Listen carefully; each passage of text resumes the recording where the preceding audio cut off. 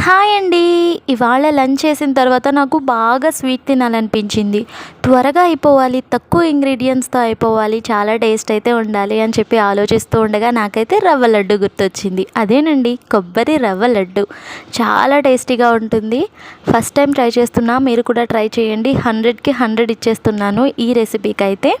చాలా టేస్టీగా కుదిరిపోయింది. ఇన్నిసార్లు చెప్తున్నాను కదా, మీరు కూడా తప్పకుండా ట్రై చేయండి. ఈ రెసిపీ నచ్చితే లైక్ చేయండి.